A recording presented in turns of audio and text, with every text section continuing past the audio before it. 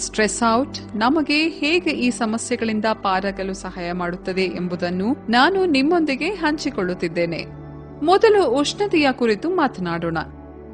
ಉಷ್ಣತೆ ಹೆಚ್ಚಾಗುವುದರಿಂದ ಸಸ್ಯಗಳಿಂದ ಅಧಿಕವಾಗಿ ನೀರು ಆವಿಯಾಗುತ್ತದೆ. ಆದರೆ ನೀವು ಸ್ಟ್ರೆಸ್ ಔಟ್ ಅನ್ನು ಬಳಸಿದಾಗ ಇದು ಒಂದು ಪದರವನ್ನು ಸಸ್ಯದ ಸ್ಟೊಮ್ಯಾಟೊ ಕೋಶದ ಮೇಲೆ ನಿರ್ಮಿಸಿ ಅದನ್ನು ಹೆಚ್ಚಿನ ಉಷ್ಣತೆಯಿಂದ ರಕ್ಷಿಸುತ್ತದೆ ಮತ್ತು ಇದರಿಂದ ನೀರಿನ ಮಟ್ಟವನ್ನು ಕಾಯ್ದುಕೊಳ್ಳುವುದು ಸಾಧ್ಯವಾಗುತ್ತದೆ. ಈಗ ಮಣ್ಣಿನ ಕುರಿತಾದ ಒತ್ತಡವನ್ನು ಕುರಿತು ಚರ್ಚಿಸೋಣ. ಹೆಚ್ಚಿನ ರಾಸಾಯನಿಕಗಳನ್ನು ಮಣ್ಣಿಗೆ ಬಳಸುವುದರಿಂದ ಅವುಗಳು ಮಣ್ಣಿನ ಜೊತೆಗೆ ಸೇರಿಕೊಳ್ಳುತ್ತವೆ. ಇದು ಬೇರಿನ ಬೆಳವಣಿಗೆಯನ್ನು ಕಡಿಮೆ ಮಾಡುತ್ತದೆ. ಸ್ಟ್ರೆಸ್ ಔಟ್ ಈ ರಾಸಾಯನಿಕಗಳು ಬೇರನ್ನು ಸೇರುವುದರಿಂದ ರಕ್ಷಿಸುತ್ತದೆ. ಆರ್ಥೋಸಿಲಿಸಿಕ್ ಆಸಿಡ್ ಇದು ಸ್ಟ್ರೆಸ್ ಔಟ್ ನಲ್ಲಿದ್ದು ಸಹಾಯಕವಾಗಿ ಬೆಳಕಿಯಾಗುತ್ತದೆ.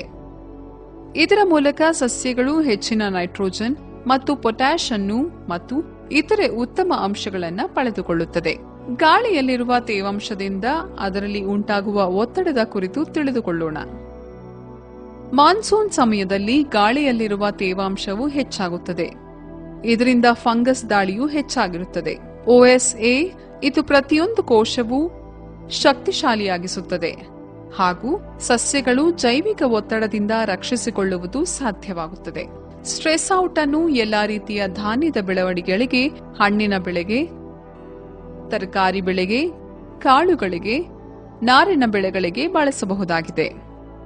ಸ್ಟ್ರೆಸ್ ಔಟ್ ಇದೊಂದು ಪರಿಸರ ಸ್ನೇಹಿ ಉತ್ಪನ್ನವಾಗಿದೆ ಮತ್ತು ಸಂಪೂರ್ಣವಾಗಿ ಪರಿಸರ ಸ್ನೇಹಿಯಾಗಿದೆ.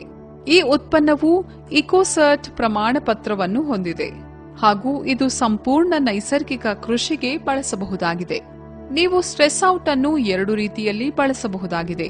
ಸಸ್ಯಗಳಿಗೆ ಸ್ಪ್ರೇ ಮಾಡಲು ಇದನ್ನು 1 ಲೀಟರ್ ನೀರಿಗೆ 2 ರಿಂದ 3 ml ನೀರನ್ನು ಬಳಸುವ ಮೂಲಕ ಸ್ಪ್ರೇ ಮಾಡಬಹುದು.